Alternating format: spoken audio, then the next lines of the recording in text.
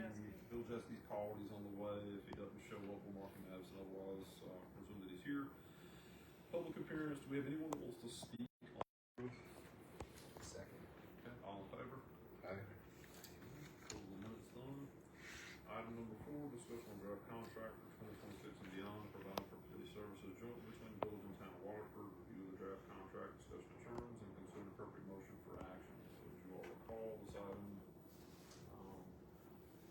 has meandered around for several months as we work through different versions of it. Adam, you want to give some background on just how we got to this draft of the contract? Sure. We went through, I believe, last year a contract that was started by yourself, Administrator Jackson, with some former President Houston's input, some of my input, and that was brought forward to this committee. I don't see the chair from the town here. He attended 1 or 2 of those last meetings last year. Had reservations about that initial contract that came from the village's side first.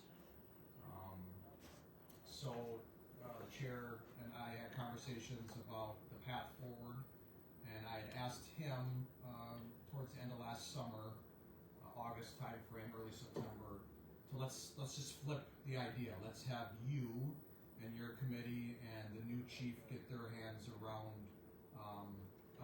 a draft or a version that you see would get to a process or to a place that we could process and move forward. Tim agreed to that process. I know the chief was involved. I know other individuals were involved in that. That process took a few months to get taken care of, go through the legal on the town of Waterford's end, and then that was presented to me December-ish, right after Thanksgiving, early December, which was then forwarded off to our police exploratory committee here. And in full transparency, because I want all the eyes on it, I had that sent immediately also to all the board of trustees in the village of Waterford, as the more eyes on an initial proposal on both ends, the better, in my opinion. We can all do better and be better when there's more input, both in the positive and the negative, to address the contract. So that has been sent to the board of trustees. I'm very proud of my board of trustees. I got immediate responses from all of them on what they saw and what they felt. That will be shared to this committee when the time is right. I felt that that time was not right, as this committee has a say in the process before this would ever get to either one of the boards.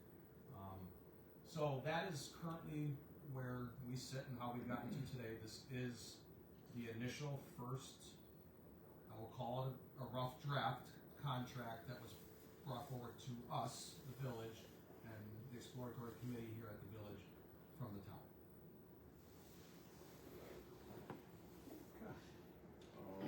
So you all provided your packet, kind of draft number 1 of a contract Adam is discussing. There was, I think, some conversation at the town level and a few edits that were made to this. And that was what's handed up to you this morning. I realize fully that you haven't had a chance to read that document or prepare for it. I just kind of skimmed it. Hopefully the highlights or changes are made red. I've read through this. I would tell you there's nothing in here that is absolutely horrible or ground shattering in my opinion in terms of how this thing might move forward. There are a couple of items that I've highlighted that I think should be discussed, and what ramifications may come, well intended or otherwise over time. This thing is going to grow and take on a life on its own based on how this is set up. And what you're really moving forward with is a situation where you will have an independent entity with alternate powers under Wisconsin statutes, and the village board won't have a lot to say about it. The town board won't have a lot to say about it.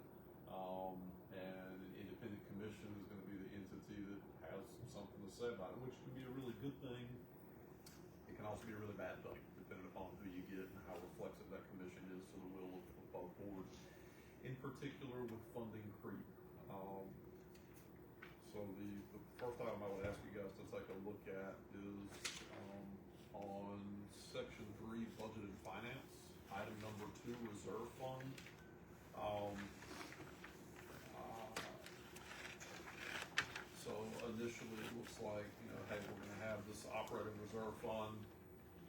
Totally, that makes sense, no issue with that. It says not to exceed 2 months of operating expenses, that was struck.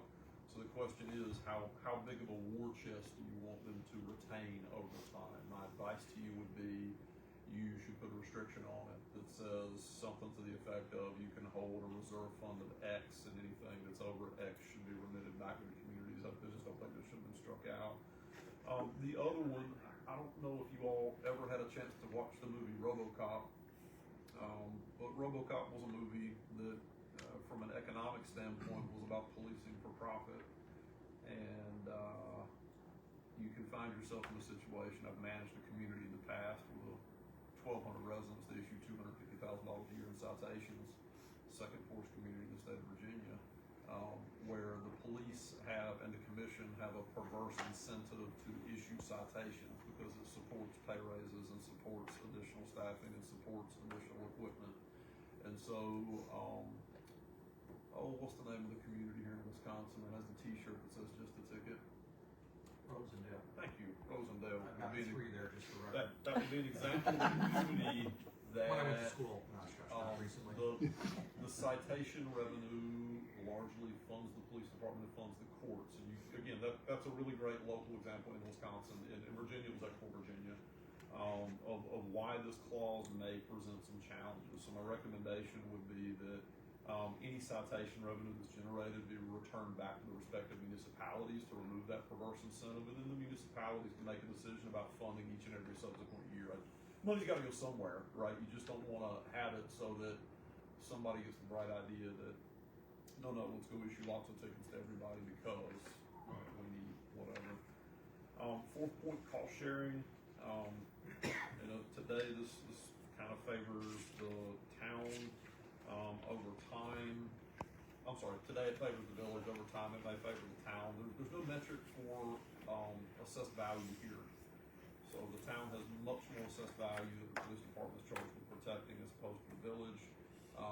It doesn't look at calls for service in a more substantial way. So just based on the population of participating municipalities, right? That's it. Yeah. So this was written very much so to mirror ones that were already there. Sure. Obviously, this is just a starting discussion Yeah, point. absolutely. So the 3 main metrics that are often used are equalized value, population, calls for service. Yep.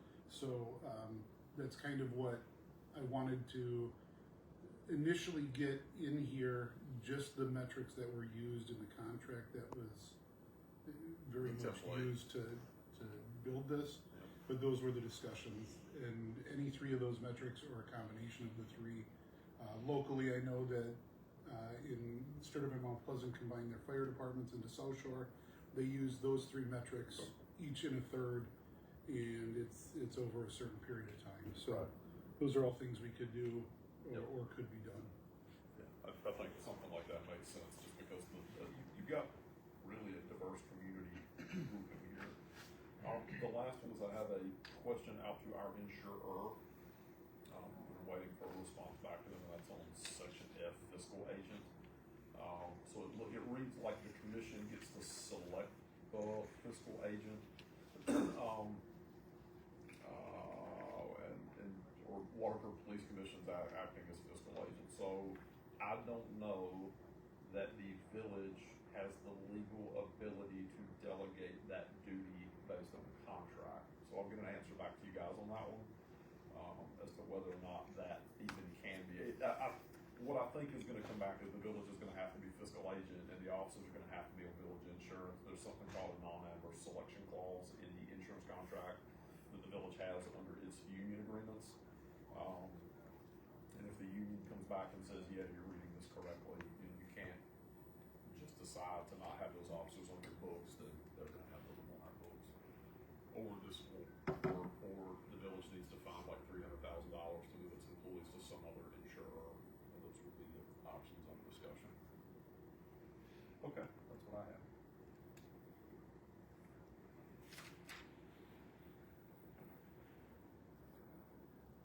That's what I was, I'm sorry. Go ahead. That's what I was wondering is what the WPPA or asked me which union would persevere in that insurance. The Teamsters. So the way that I think this would go down, and Tim, I'd ask you kind of to think through this, right? So this would be a different legal entity with different legal powers. So the officers that presently are hired with the town, I think would have to reapply to the commission and be given their jobs with the commission because the commission is the legal entity, not the town. That's how I read this. Again, questions that we can ask, Yeah. the municipalities that have done this, how they Yeah, how'd they handle actually started. This one, I spoke with the chief from that municipality, and he wasn't around when Okay. it was conceived. So I believe they just took the officers that were there, Yep. and that was their start. I think that's probably what anybody would do, right? It's just Yeah. a question of what's the legal. Yeah, and then the insurance issue is something that I can reach it back out to them as well and try and figure out. So, The Teamsters question, why Teamsters so union? the Village of Waterford has an existing contract, it actually has 3 contracts with the Teamsters. One is for our DPW employees, one is for our library employees, and we have a 3rd contract that is for all non-represented employees. Those contracts represent the single greatest deal in insurance that I have seen in my entire career. You cannot get a policy like exists for the Village of Waterford employees right now because it's a pre-Affordable Care Act Cadillac plan. I think that it's in the officer's interest to be on that program. I can't imagine an officer looking at the program and going, oh yeah, no, I don't want that, because it's the exact same cost, whether it's a 64-year-old officer with 10 dependents, right, which under your policy now would probably be like $120,000 a year policy to cover that group. Under ours, it's $18,000, whether it's that situation or just a single officer. So it's more affordable for the officer, more affordable for the officer's family. I think more affordable for both the town and the village. We've just got to get past the, hey, there's a change, right? So the insurer is going to call this shop, and until Teamsters gives us a written answer back, it's a moot point. Whether or not the officers themselves are represented by Teamsters or WPPA, that is a different legal question. I don't see any issue with them being represented by WPPA. They just would need to be on that Teamsters health insurance. I think they would just fall under the non-represented employees.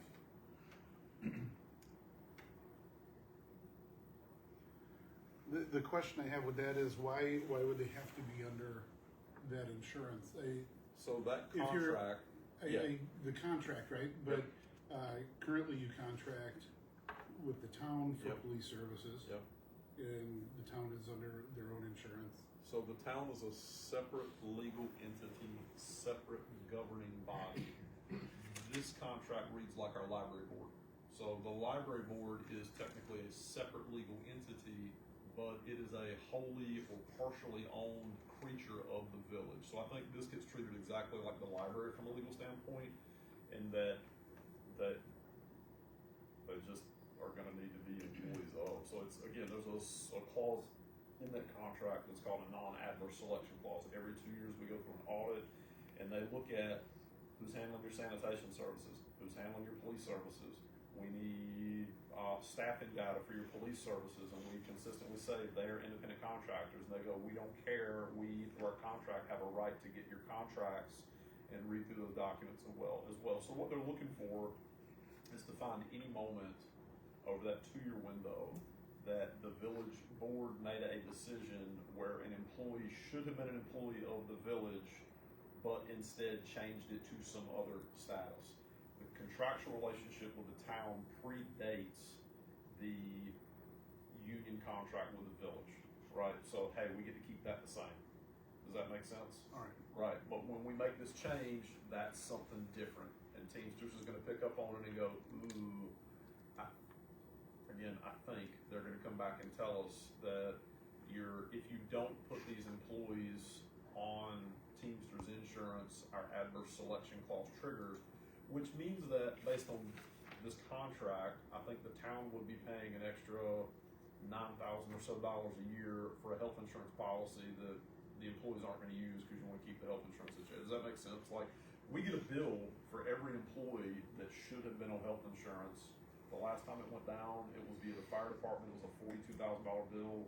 The time before that, it was about another $60,000 bill, right? So we have to pay for employees that trigger health insurance that never got a single benefit from health insurance. It's a weird provision in the contract. It's like you have to follow their rules. Another weird one would be, because of that, I don't think you'll be able to schedule any police officers over 30 hours a week that aren't full-time and receiving health insurance, because the same provisions apply. So there's deeper levels to this thing that I think everybody should be aware of. I'm only here through February, so I'm getting all this time on the table so that somebody doesn't go, oh my God, we got a bill for $120,000 and we didn't know.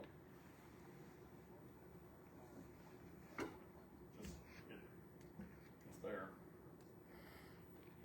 Yes, sir. Where I stand today, right now in today's packet, we've got a kind of a layout of what a police commission would look like, and stated in that cost sharing, which you brought up earlier, costs for the joint department shall be shared by the town of Waterford and village of Waterford proportionally based on population of the participating municipalities. We still don't know what the exact cost is going to be for the town and the village. It's hard for me to get behind something, and a lot of work has went into this, and great work, but until we have an ironed out cost of what each municipality is going to pay, I think we're going about this a little backwards. So I'm going to give you an answer to your question because of how this contract is set up. The Village of Waterford has already decided that it is going to fund $225,000 a year for local police services. In addition to that, the board would have the ability to fund another $42,300 a year in supplemental duties if it chose to do so. However, that all goes away with the police commission. No, it doesn't. So your budget and what you have allocated is in total $436,500. So the commission can say, hey, we want to hire 30 full-time officers, and you get to look at the commission and say, well, that's great. If you can get it for $436,500, that's what we've got in our budget, right? You're not signing up to be mandated to provide funding for something that you didn't make the decision on. You're telling the commission this is your budgetary constraint. Now, whether or not that lines up with the town board's desire for what a police department looks like is a different question. So what has happened, Tim, how many full-time officers do you have on payroll right now? At this moment, including me, Yep. 6. Okay, so you have 6 full-time officers. This budget won't cover this split for 6 full-time officers. So the town has made independent decisions to staff the town's department with an appropriate number of officers that the town has seen fit to cover its own needs and to cover its contractual obligations with the village. The village board has not had any input into how many officers were hired, or when they were hired, or at what level they were hired, or were they full-time or were they part-time. So to your point, Troy, when you bring on a commission's going to have to look at how many officers you need. Tim's going to have to give an input on it and say, this is how many officers I think you need, and then somehow move past in order to get to a referendum question, which is going to need to be asked by both municipalities to do this anyway, as well as to consider any additional funding that you may need to come up with. So I guess the question that I would have would be, would our village residents best be served by either contracting with the town or exploring a contract with Racine County and not get involved into a shared operation and shared ownership, if you will, of a police department? I'm gonna have a hard time not laughing because what you just described is exactly the contract draft that I wrote the first go round and brought to you guys, which is shared contracted services with the town. The chairperson of the town said, no, we're not going to do that. We want to have a joint commission, a joint department, and that was his prerogative. I think you got a couple of past and current town board members. This has been through you guys? No. Okay, so you you guys? I only saw it because it was posted on your website. Okay, so the Yeah. town board has not taken action on this contract draft. Have you reviewed this contract draft? I have briefly perused it. I have not looked at it in detail.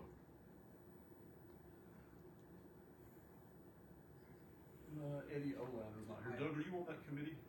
Okay, is the committee within the town review this contract? I saw the latest copy yesterday. Did you, hold on, so the town police committee has not met, has not reviewed the contract, has not determined that it wants to move forward with this contract? Not officially, no. Okay, where did this contract come from? That was my question at the town board meeting on Monday. Okay. That there have been no public meetings on this. Cool, on this I'm in a topic. different place than I thought we were right now. Let's just scale her back a second. Sure. Let's not get panic jump in on about this one? where documents arrived from. I gave you the 30,000 foot explanation of how we got to this document. I can only relate what the town chair shares to me. He shared to me via email that there was a meeting on Monday. Police Exploratory Committee for you guys on Monday. Is that accurate? It wasn't noticed if it was.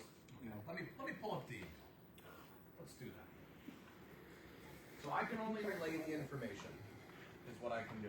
And that's exactly what I did.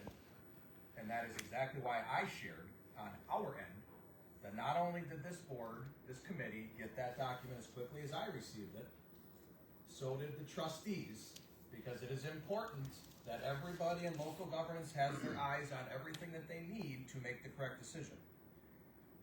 My relationship with the town chair is a healthy relationship. I do not like to hear these things that are not accurate, or are accurate. That is what I know. Let me pull this up. You guys continue on until I pull this up. I only have 3,000 emails.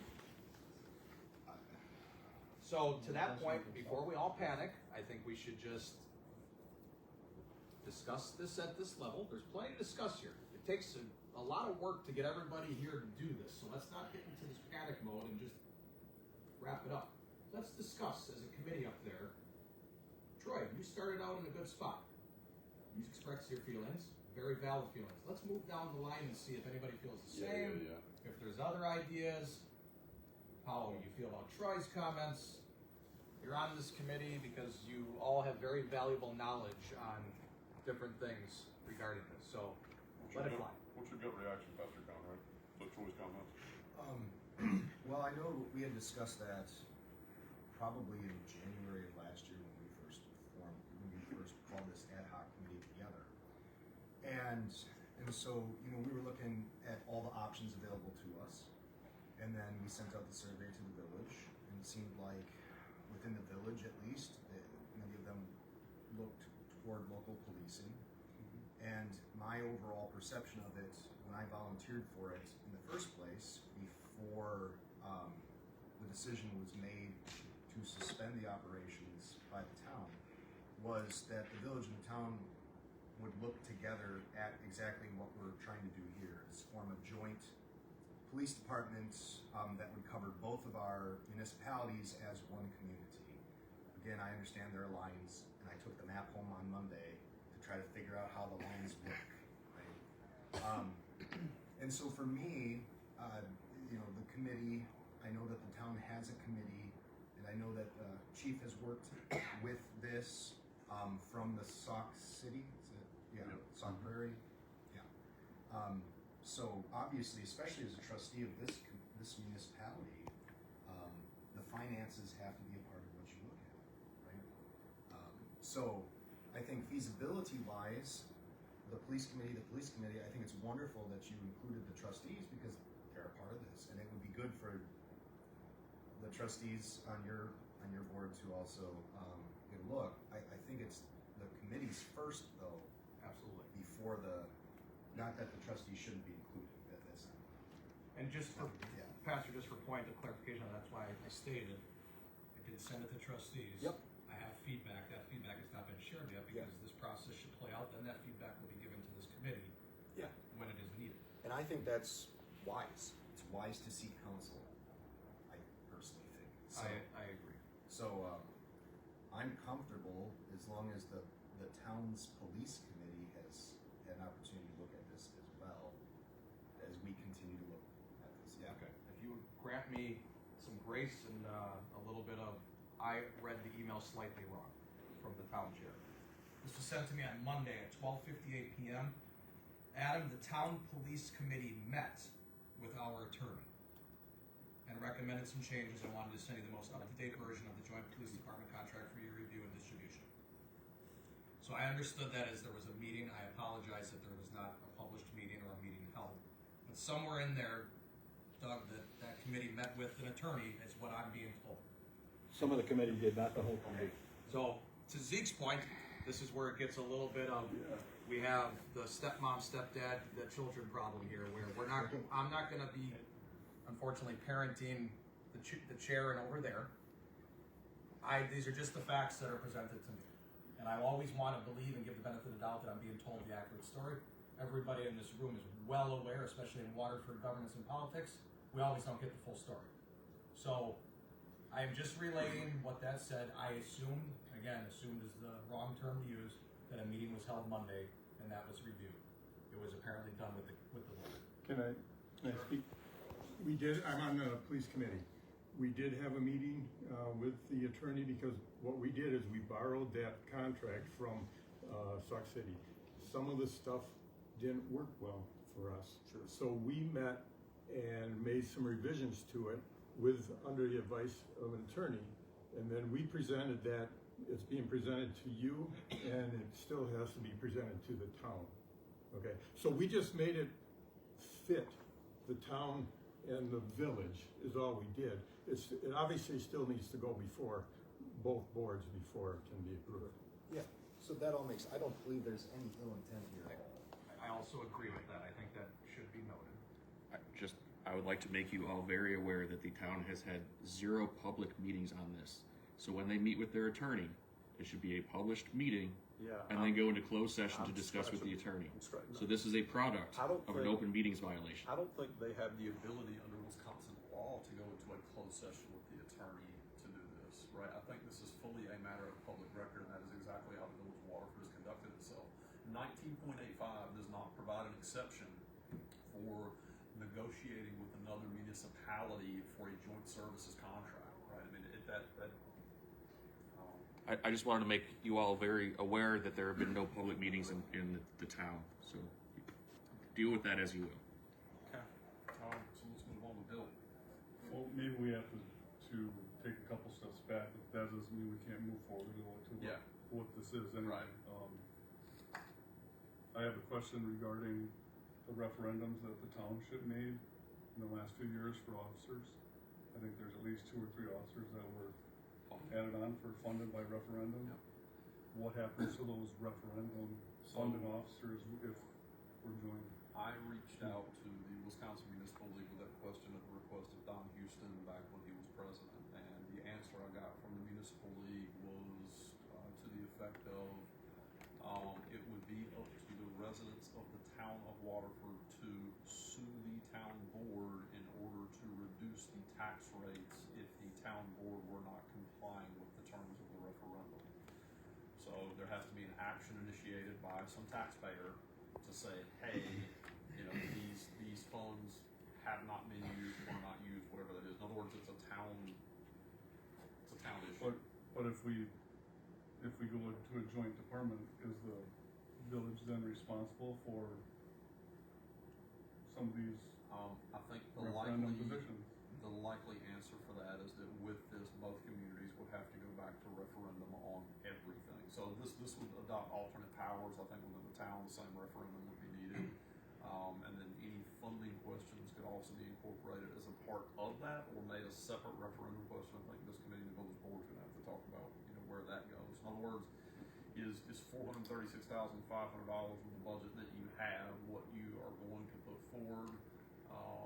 Because that's just what you have under Act 10 to be able to contribute, or are you going to go back with a referendum question to say, hey, you know, our funding obligation under a joint services or joint commission would be an additional $250,000, representing the tax impact of approximately 10% tax increase.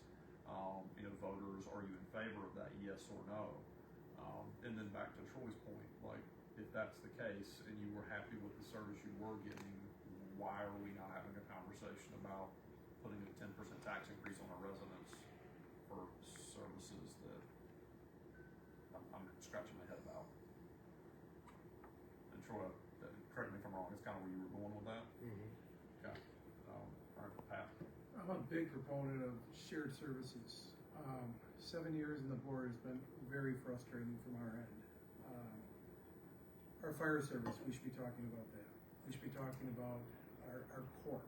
We should be talking about our police. And, you know, I don't like the one cherry pick item on this. And I am for a local service if it makes sense. But again, I'd like to roll this into a bigger agreement because, geez, this took us 7 years, at least 7 years of my time on a board to get one of these things done.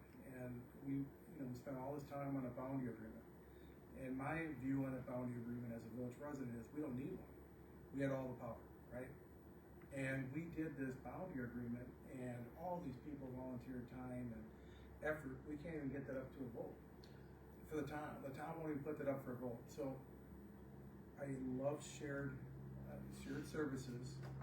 I'm a proponent of local governance, but we have to wrap this in my opinion, wrap this into a bigger ball because I don't know if I support it right now if this is it.